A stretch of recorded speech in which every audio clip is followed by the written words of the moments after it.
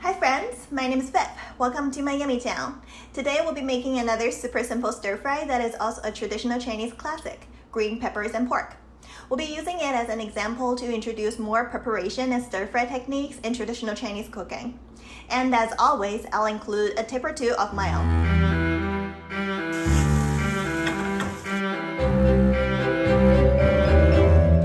Nationwide favorite earned its popularity from its super accessible ingredients, quick and easy process, and beautifully appetizing results.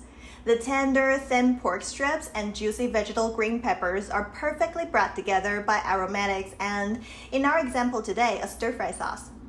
Before we get started, here's a quick summary of the important techniques we'll cover: the velveting, the cold oil hot wok frying, and the thickening.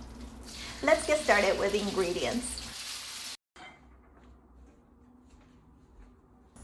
First, cut the pork tenderloin into thin strips about 0.2 inches wide. Raw meat has a soft and elastic consistency that can make it difficult to cut into uniformly shaped pieces. I've admitted this before, I'll admit it again today. I'm at best mediocre at knife work. So I've researched and experimented to find out that it's easiest to cut the meat while it's partially frozen, depending on the shape of the meat and the temperature in your room. For every pound of frozen pork, thaw at room temperature for 1.5 hours till the outermost quarter inch is defrosted and softened. Then start cutting. This way, the meat is soft enough to cut through easily and firm enough to hold its shape against the pressure of the blade. Cutting the meat into uniformly shaped and sized pieces will help you control the duration of cooking, so that you'll consistently cook the meat through without ending up with a mixed batch of textures. Then we move the pork strips into a bowl to thaw while we get the rest of the ingredients ready. I usually choose Cubanelle peppers for this dish for the mild heat, juicy texture, and availability. Remove the heads and seeds, then cut the peppers into 0.2 inch wide strips. Prepare the aromatics and stir-fry sauce,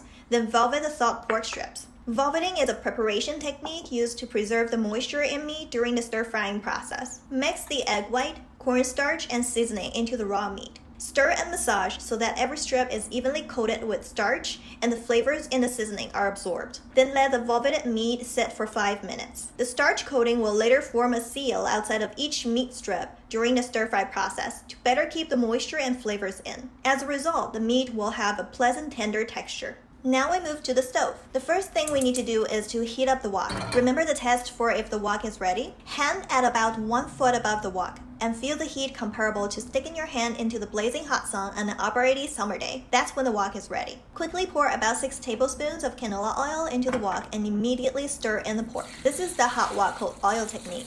The starch mixture thickens and solidifies quickly under heat. If the oil's temperature is too hot when we stir in the meat, the entire blob will just stick together and we won't be able to break the strips apart without tearing up their starch suits. We also want the wok to be hot so that the oil's temperature will rise quickly. This way we will be able to break the strips apart while the starch forms a seal instead of just melting away into cold oil. Once the strips are separated and their surfaces are mostly cooked, remove the pork from the wok. Then heat up about 2 tablespoons of oil for the peppers. Here we'll follow what we did in the previous stir-fry video with bok choy. Smoking hot oil and flash stir-fry to achieve wok-hei, the pleasant light caramelization. You can see that a small amount of starch from the pork mixture has solidified on the bottom of my wok. Although at this amount it won't affect the dish or destroy my wok, it's definitely time to reseason my wok after dinner tonight. I'll plan on making a video on my wok minutes routine sometime. Once the oil is hot, drop in the aromatics to infuse the oil. Then once you smell the aromatic garlicky air, stir in the pepper strips. Since the peppers are in a small uniform size, we don't need to wait before stirring and they'll still cook quickly and evenly. Once you smell the vegetal peppery air with a light hint of caramelization, salt the peppers and then stir in the pork strips. Stir till the ingredients are evenly mixed, then add in the stir-fry sauce. This is the thickening technique. It is typically, although not exclusively,